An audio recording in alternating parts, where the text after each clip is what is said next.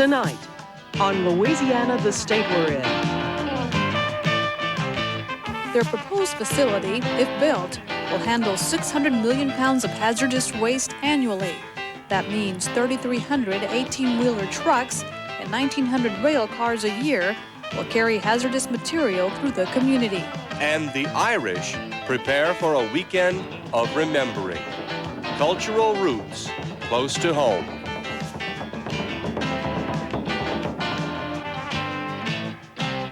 From LPB, this is Louisiana's premier news magazine, with correspondents R.C. Chapa and Jeff Douay. And your host, Robert Collins.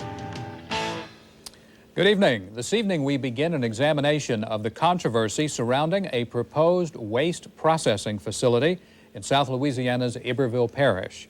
And while we're in that part of the state, we'll also take a look back at the history of Irish immigrants in the New Orleans area on the eve of a new festival celebrating their culture.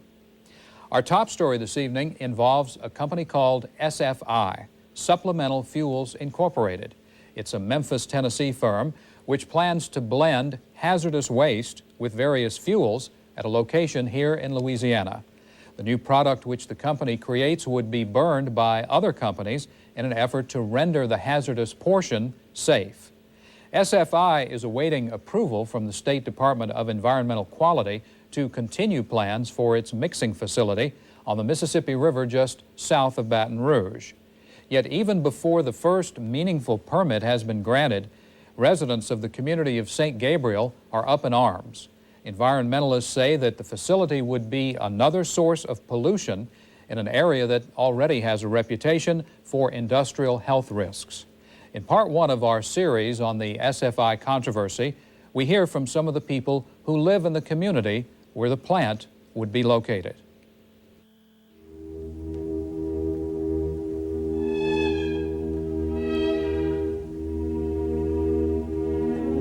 This is a wonderful place. It's almost magical. It's very quiet. It's a rural area. There's, which you can see the trees and you can hear the birds out here. And it's just, the peace and quiet is incredible. Oh, you feel better, huh, Marty? Yes, huh? I know. That a good girl. Come here, babe. Come on. Come here. Yes. The magical place Dr. Marcy Hardy is talking about is Point Claire, a rural area near St. Gabriel, reminiscent of the Old South. She moved here 12 years ago to escape city life for the peacefulness of the country. This area has a long history associated with it. For many, many years, it was used as plantation land. It was farmland here. This area where I'm living right here, this used to be known as Hawesville. A single family, the Hawes, built this area. There were a number of houses here owned by that one family. My house was built by the Hawes, so was my neighbor's house next door. My home is about 90 years old. My neighbor's home is over about 120 years old. There's an old schoolhouse here that was once the schoolhouse for the area. There's a lot of historical significance here. All right, you ready? You want to go out some more? Okay. The people here love their community. They share a passion for life in the country. The people here in St. Gabriel and Carville are wonderful. They're really wonderful people. They're good country people. They help each other. But many fear this peaceful existence will soon be a thing of the past, and they blame the Louisiana Department of Environmental Quality. The DEQ has accepted a draft permit for the construction of a hazardous waste facility on what local residents call the last remaining pristine area on River Road. Those who plan to spend the rest of their lives here are now having to think about leaving their homes. That's something that I really have a hard time thinking about because I love living here. There are very few places like this left today. There's very few places. You have to look long and hard, and in fact I did look long and hard before finding this place. And these people want to come along and destroy it. This is the kind of place that so many, many people want to live in and to have, and that is fast disappearing all over the United States. Why build this operation that has no use to anybody? except for these two men from Memphis, Tennessee, who want to make some extra money. The two men are Lloyd Hansen and Jim Etheridge. Their proposed facility, if built, will handle 600 million pounds of hazardous waste annually. That means 3,300 18-wheeler trucks and 1,900 rail cars a year will carry hazardous material through the community. It would be an understatement to say that residents of Iberville Parish are upset about the proposed facility. This issue has managed to turn peaceful, law-abiding citizens into radical activists willing to go to jail for their cause. When the public hearings began this summer, so did the battle to save Point Claire. SFI, you can't hide. We charge you with vehicles. Tear down. Tear down. Tear down. Tear down. Tear down. Well, the problem that we have in this community is environmental racism. If Edwards is truly not a racist, let's see him stop this plant, because this is a perfect... What's going to happen Friday night is we're going to have so many people speaking that it's going to go late, and you just soon know that it's going to... To prepare for the hearings, community leaders held strategy meetings to let residents know what to expect. The first thing that the DEQ officer will do is go over the proper procedure. This public hearing will continue until the comments become redundant. At that point, I will close the hearing. We want to be good neighbors. We will be your good neighbors. We will pump money back into the community. We will hire the local people. We try to be good neighbors. We try to be good citizens, and I think our track record will speak for itself to that.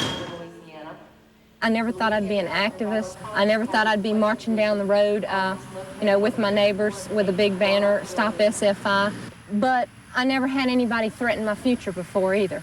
These men would like me to believe that I shouldn't be worried about living 300 feet from a facility like this. But do you see them trying to build a brand new house 300 feet from this facility? Do you see them trying to raise a family near this facility? They want to be our good neighbors.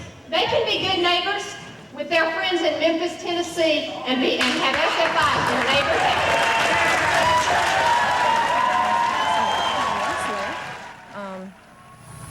It's really frightening to think that they could come in here and destroy the beauty and the peace and the quiet that we invested in. And when we did invest a considerable amount of money in initially purchasing the place, and then heavy equipment costs from the cleanup of the hurricane, preparing the house site, and a lot of things that we're just going to lose if SFI gets permitted. But the disaster that Andrew gave us was nothing compared to the disaster that these men are going to have for us.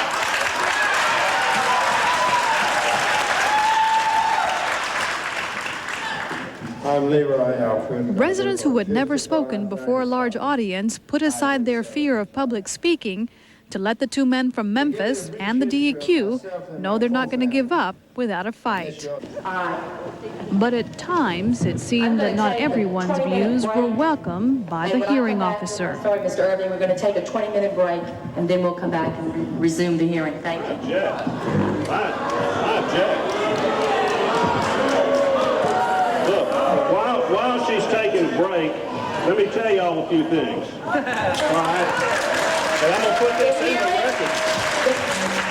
She can turn the microphone off. We are now going to clear the hearing room, and we will call you in one at a time.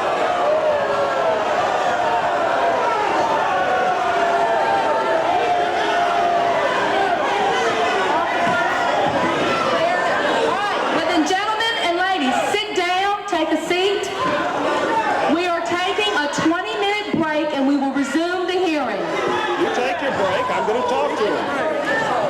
We have the right to speak, Catherine. You cannot do that. You cannot do that.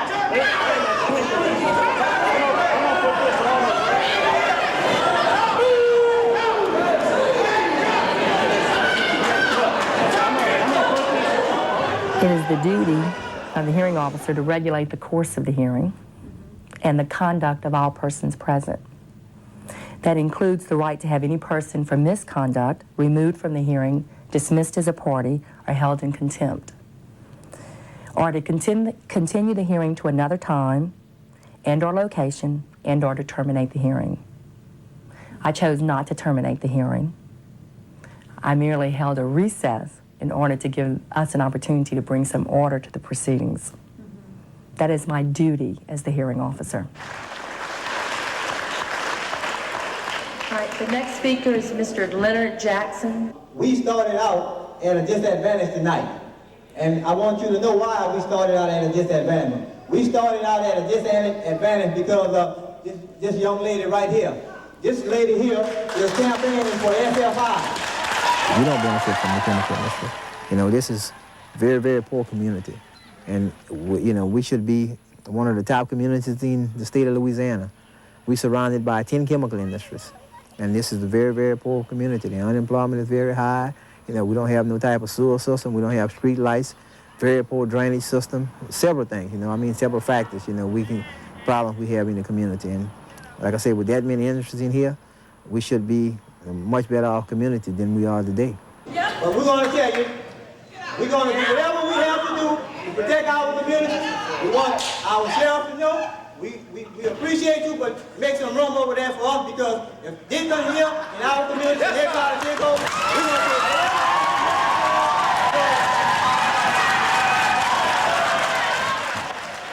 And I would like to know how these people can come in a community where 95 to 97% of the people opposed to them.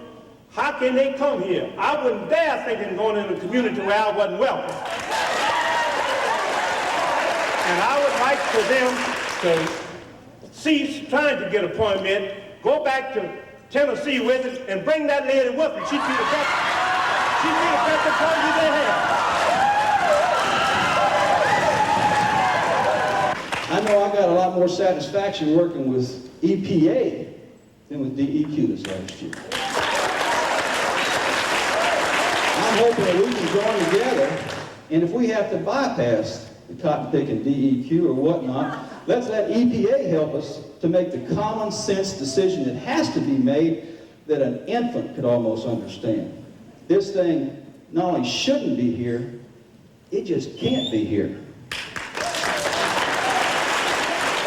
I still think this is a ploy to come into the state of Louisiana and import hazardous waste here and then reprocess it, not render it non-hazardous, but reprocess it.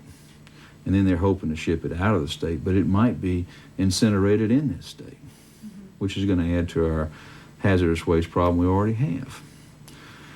Another problem with this, and this is from the Attorney General's office, who I've asked to investigate this and look into it, is the Department of DEQ, Environmental Quality, might not have the regulatory ability to regulate this entity.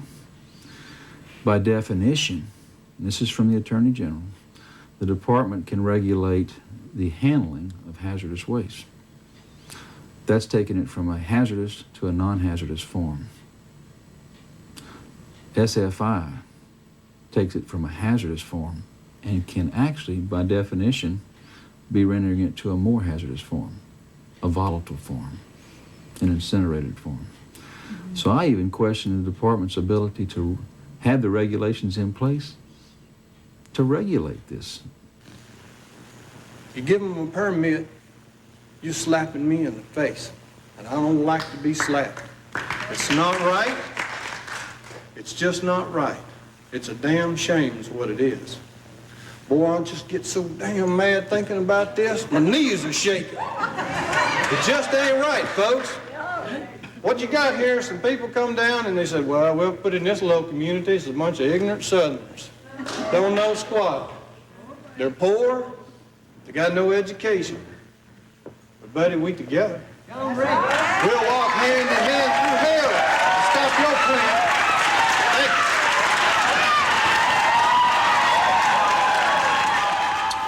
In the second part of our report on the SFI controversy, we will hear from SFI about its side of this story.